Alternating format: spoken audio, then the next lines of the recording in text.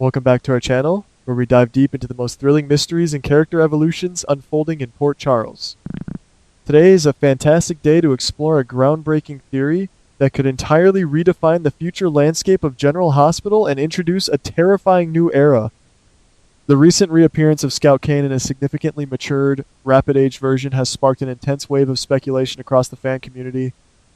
According to our latest comprehensive theory, this sudden shift in Scout's age and appearance is far from a mere casting adjustment or a superficial cosmetic change to age up the teen scene. Instead, this marks a monumental, calculated narrative pivot designed to transform Scout into a completely different and overwhelmingly formidable character. For years, audiences have known Scout as a remarkably gentle, quiet, and introverted young girl who consistently went out of her way to avoid conflict, preferring the safety of the background while the adults around her engaged in endless dramatic warfare. However, that innocent iteration of Scout is on the verge of total erasure. This profound metamorphosis will be directly catalyzed by the relentless series of brutal tragedies that have recently befallen her father, Drew Kane. As Drew continues to be the victim of devastating and seemingly inexplicable events, the psychological toll on his daughter will serve as the ultimate catalyst for a dark awakening. The foundation of this character transformation lies in the deeply emotional and highly volatile aftermath of Drew Kane's recent physical traumas. Drew's been subjected to a horrifying sequence of near-fatal incidents, most notably his sudden, debilitating stroke and the deeply suspicious event where he plummeted into the freezing waters of the lake. These are not random accidents, and the narrative is heavily hinting at foul play. We theorize that a broken, paranoid, and desperate Drew will eventually reach a breaking point. Unable to trust the authorities or his usual allies, he will turn to the one person he believes he can rely on, his newly matured daughter. In a heart-wrenching and pivotal scene, Drew will confess his darkest suspicions to Scout, laying out every terrifying detail regarding his stroke and the lake incident. He will articulate his growing, undeniable belief that these events were meticulously orchestrated and that Willow Kane and Nina Reeves are inextricably linked to the conspiracy. This devastating confession will be the exact moment the old Scout dies and a new, terrifyingly resolute version is born. Hearing her beloved father recount his suffering and his suspicions will shatter whatever remaining illusions Scout holds about the safety and morality of Port Charles. Rather than retreating into her shell or relying on the incompetent local police force, Scout will make a conscious, definitive choice to abandon her silence. She will absorb her father's trauma and convert it into a cold, calculated drive for absolute justice. Scout will firmly believe that Willow and Nina are guilty of attempting to destroy her family, and she will decide that it is entirely up to her to unearth the buried truth. The days of waiting for adults to solve problems are over.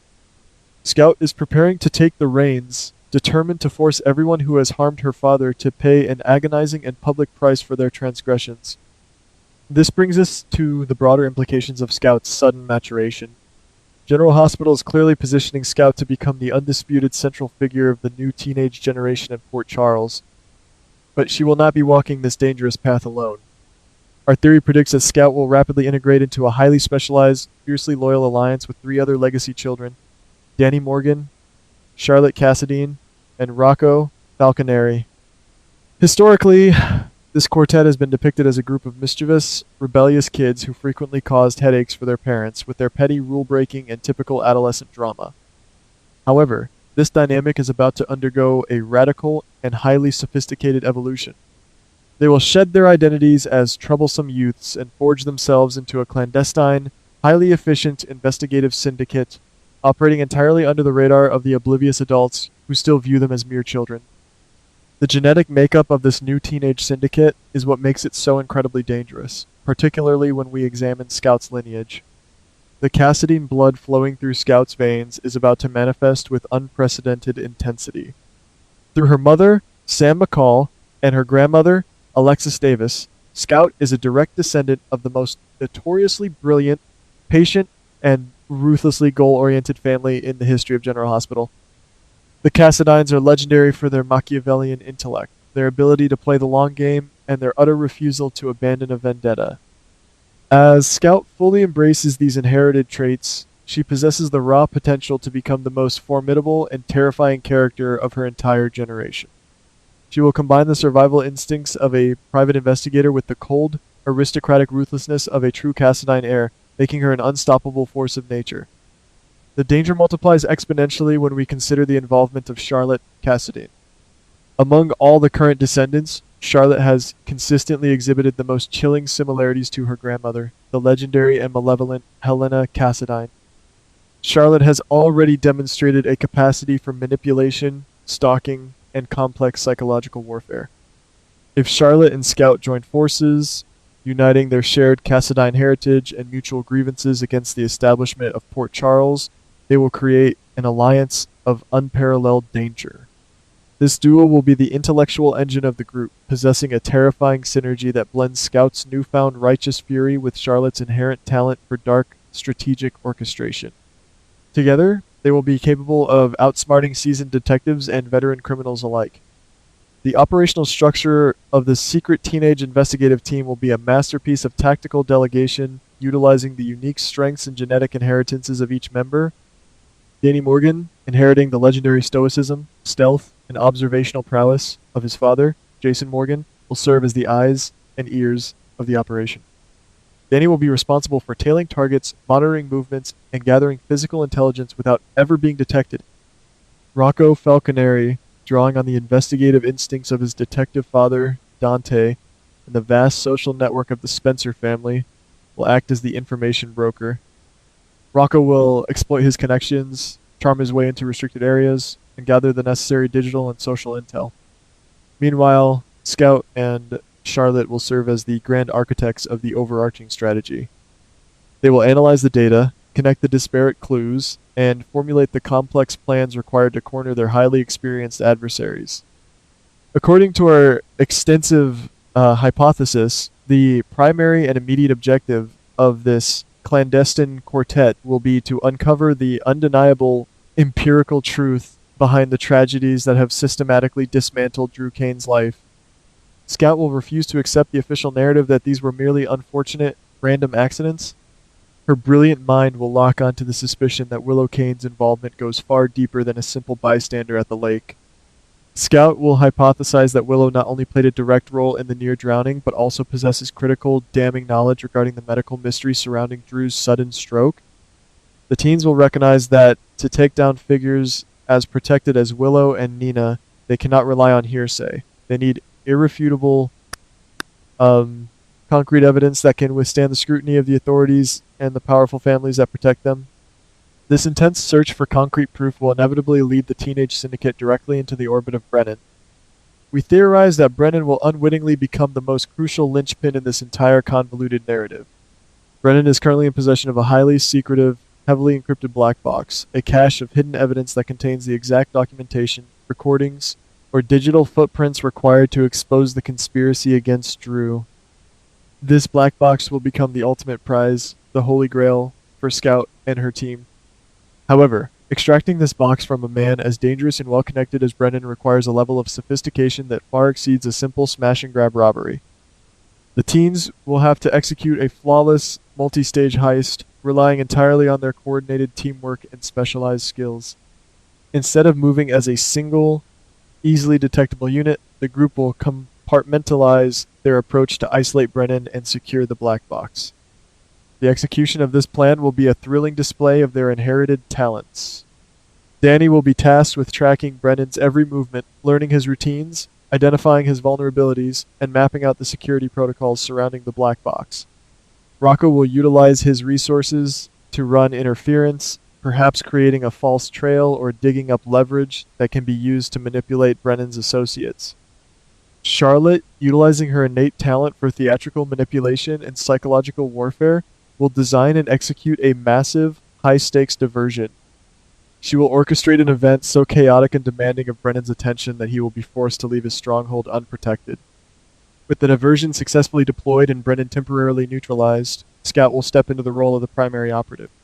Driven by her insatiable thirst for vengeance and her desperate need to validate her father's suffering, Scout will personally infiltrate the location of the black box. This will be her ultimate test, a moment where her Cassadine intellect and her newfound courage will be pushed to the absolute limit. She will bypass the security, secure the encrypted device, and escape into the shadows before anyone even realizes the perimeter has been breached. The successful acquisition of this black box will mark a monumental victory for the teenage syndicate, proving that they are capable of outmaneuvering some of the most dangerous players in the criminal underworld of Port Charles. The contents of Brennan's black box will be the catalyst for an unprecedented explosion of truth.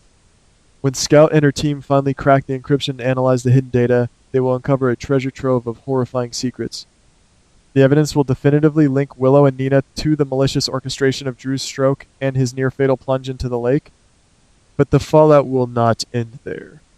The black box is likely to contain collateral secrets, exposing the hidden sins, financial crimes, and moral compromises of numerous other prominent figures in Port Charles. When Scout decides to weaponize this information, she will not simply hand it over to the police. She will orchestrate a spectacular public unveiling of the truth designed to inflict maximum psychological and social damage on those who thought they were untouchable. The resulting shockwave will shatter families, destroy reputations, and fundamentally alter the power dynamics of the entire city. However, the most compelling and terrifying aspect of this theory is the psychological aftermath of Scout's victory. The critical question that remains is whether Scout will be able to simply walk away and return to a normal life once she has achieved justice for Drew. Our deep analysis suggests that she will not. The intoxicating thrill of the investigation, the undeniable rush of outsmarting powerful adults, and the dark satisfaction of destroying her enemies will awaken a dormant, insatiable hunger within her. The Cassadine legacy is not one of moderation. It is one of absolute domination and perpetual vengeance. By successfully executing this massive conspiracy takedown, Scout will have crossed a moral event horizon from which there is no return. She will realize that power does not come from waiting for the system to work, but from taking control of the narrative and crushing those who stand in her way. If this darkness continues to consume her, Scout Kane is perfectly positioned to ascend as the ultimate, undisputed villain of the new generation. She will transcend her original motivation of protecting her father and begin to operate purely on the principles of power, control, and preemptive retaliation. The citizens of Port Charles, who once looked upon her with pity as the quiet, traumatized daughter of Drew Kane, will soon look upon her with profound dread. Willow and Nina will be the first to experience the full, devastating force of her wrath, but they will certainly not be the last. As Scout consolidates her power utilizing Danny, Rocco, and Charlotte as her loyal lieutenants, she will systematically dismantle any perceived threats to her growing empire. Ultimately, the narrative is meticulously setting the stage for a horrifying realizations. A new Helena Cassadine has truly awakened. Scout will embody the perfect synthesis of modern technological savvy and ancient aristocratic cruelty. She will manipulate the board with the cold precision of a grandmaster, ensuring that her enemies are destroyed before they even realize a game is being played. The era of the innocent, passive Scout is dead and buried. In her place stands a brilliant, ruthless, and entirely unapologetic Cassadine heir, ready to plunge Port Charles into a new dark age where she alone dictates the terms of survival. The adults of the city are entirely unprepared for the storm that is gathering in the shadows, and by the time they recognize the monster they have inadvertently created, it will be far too late to stop her.